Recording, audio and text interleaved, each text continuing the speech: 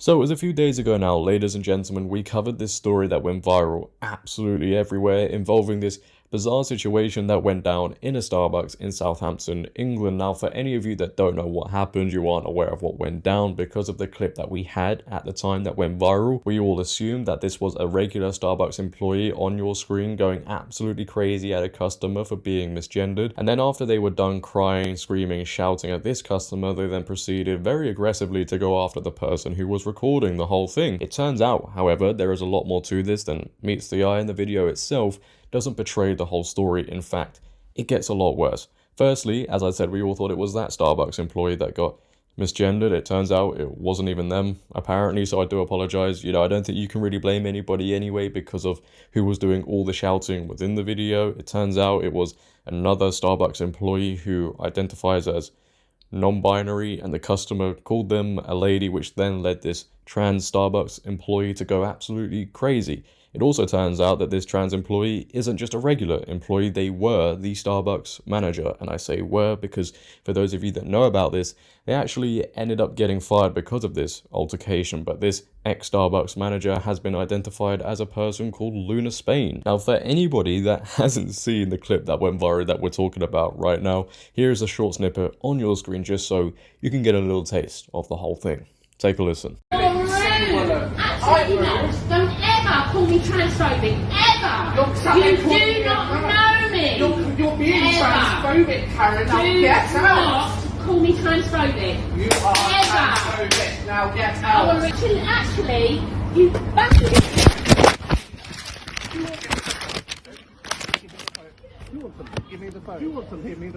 It's just great to see that the standards of employment are at its highest level. Now, the customers that were involved in this altercation, this heated debate, have actually now, as of yesterday, I believe, done an interview on GBNews, and they state allegedly what happened, why it all started, and what eventually went down after the phone stopped recording. Now, it is a pretty long interview, so I'll try and edit it down so it's a little bit more easier to digest, but I want you to sit back, relax, and take a watch, and I'll see you in a bit. Tell me if I'm wrong, but all that had happened is that you had asked a service staff member working at Starbucks who looked to be a woman. You had referred to her as a lady. We'd paid for our goods. We tried to pay with cash, and they obviously said that they don't take cash anymore, and we just exchanged that. Not a good society that doesn't take cash anymore. Of course. But we paid with a card. That's a whole other discussion, isn't it? Absolutely. Cashless society. But yes, you paid by card. And then the manager, she stepped in and said, have you got a mobile phone? And I said, yes. And she said, well, they know where you are then, quite aggressively already. And I said, but they don't know what I spend. My money is, if I want to spend in cash, I can. I just proceeded to get my coffee, and she just kept on. I wasn't even sure what she was talking about, but she just kept on at me. And I just put my hand up and said, I actually was not speaking to you, I was speaking to the lady that served me. And then she just erupted. Because you had called a person who looked like a lady a lady. But apparently she is non-binary. Which you had no idea about. And Luna Spain comes for you, and it looks like, tell me if I'm wrong, but it looks like Luna physically attacks you. Oh, yeah, she did, or they did. The manager did. At first, obviously, I could see through the footage on the camera, and I thought they were just going to come out and put their hand over the lens and stop me filming it. But she came out and just, went to grab the camera off me, and then just embraced me and pushed me against the wall. And then another member of the staff came out from the shop and encouraged the manageress to go back in, which she did.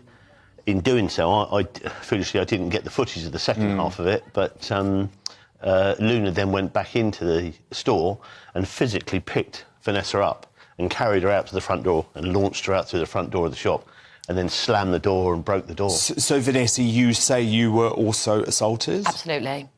Physically assaulted? She'd grabbed my bag prior to this, before she came round the counter. She'd grabbed my handbag and just launched it above her head. It hit the ceiling and behind the counter, and I just asked for my bag back. which another member of staff gave me the bag back. And then she came round, and that's when the abuse started. But she came back in the store after assaulting Mark, and I could see she was coming at me, and I told her, don't put your hands on me. And she just picked me up and threw me out the door. We are in some crazy times, ladies and gentlemen, I can assure you of that one. But you didn't need me to tell you that, did you?